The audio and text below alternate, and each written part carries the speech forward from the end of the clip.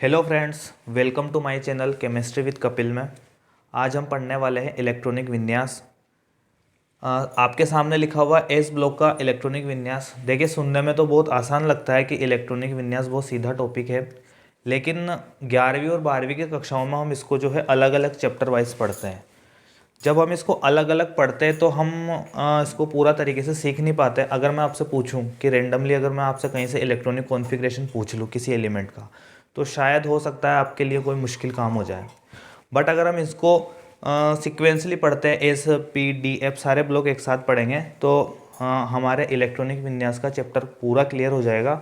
और ये क्लियर होने के बाद जो है इनऑर्गेनिक केमिस्ट्री हमारे लिए 80% आसान हो जाती है। तो सबसे पहले हम इस सीरीज़ में एस ब्लॉक का इलेक्ट्रॉनिक विन्यास सीखेंगे।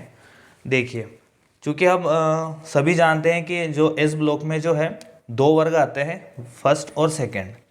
हमारी आवर्त सारणी में 7 आवर्त होते हैं और फर्स्ट वाले आवर्त में हाइड्रोजन और हीलियम होता है। तो हाइड्रोजन को हम जो है एस ब्लॉक में नहीं मानते, उसकी जो है स्थान जो है अनिश्चित है। बाकी दूसरे आवर्त से लेके जो 7वें आवर्त तक जो लिथियम से फ्रेंशियम तक जो एलिमेंट आते हैं, ये वर्ग एक में रखे जाते हैं। जैसा कि अगर मैं आपसे बोलूं कि लिथियम जो है इसका एटॉमिक नंबर है 3, और अगर इसका इलेक्ट्रॉनिक विन्यास लिखें तो जो जनरल तरीका है वो है 1s2 2s1। फिर सोडियम का लिखें तो ये 11 नंबर पे आता है, तो 1s2 2s2 2p6 3s1।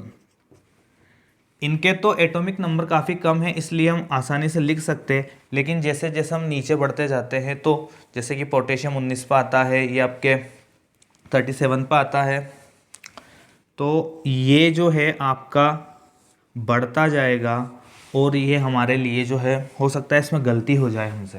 तो इसका दूसरा तरीका बड़ा आसान है। जैसे कि समझिएगा कि ये हमने लिखा है 1s2, तो ये हीलियम का है, तो हम इसको इस प्रकार से लिख सकते हैं कि यहाँ हमने हीलियम को कांस्टेंट कर दिया और 2s1। इसकी बात करें तो 1s2 2s2 2p6, तो हम इसको अगर नियोन लिख दें और बाद में 3s1 लगा दें तो हमारा काम बहुत आसान हो जाएगा।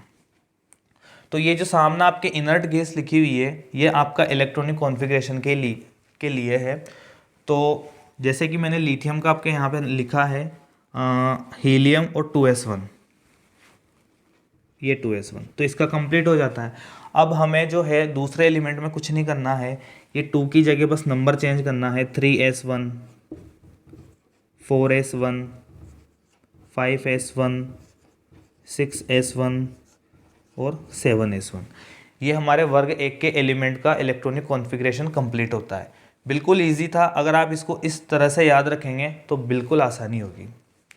इससे हमें एक चीज़ पता चलती है कि सभी के जो एस उपकोष होता है उसमें जो है एक इलेक्ट्रॉन आता है, इसका जो अंतिम इलेक्ट्रॉन होता है वो एक होता है। अब बात करता हूँ बेरिलियम की। जैसे बेरिलियम का जो है एटॉमिक नंबर होता है वो होता है 4, 1s2 और 2s2, ये नॉर्मल तरीका है।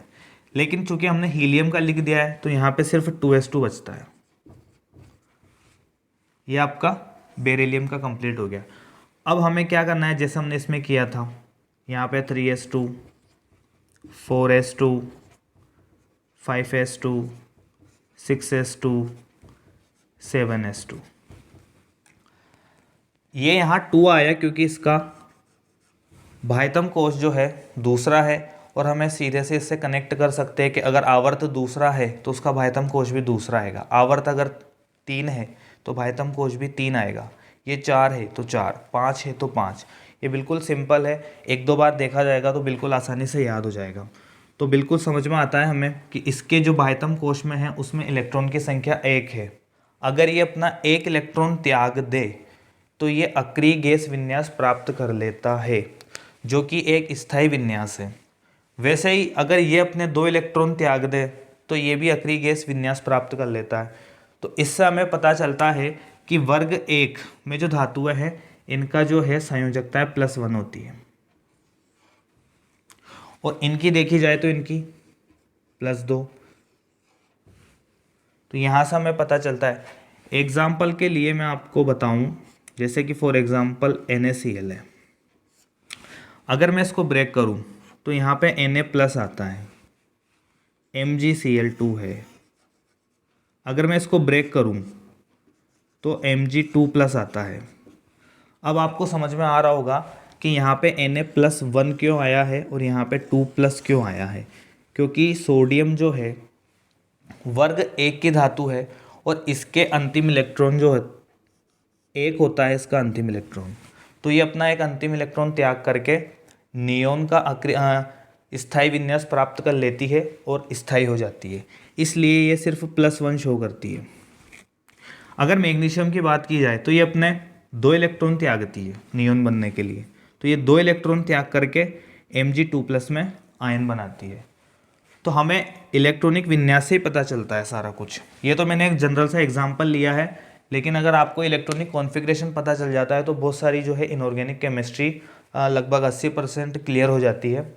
तो ये हमारे एस ब्लॉक का जो है इलेक्ट्रॉनिक विन्यास कंप्लीट होता है।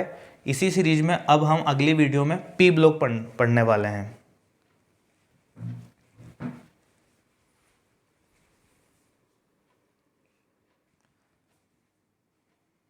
तो हमारा ये एस ब्लॉक का इलेक्ट्रॉनिक विन्यास कंप्लीट होता है।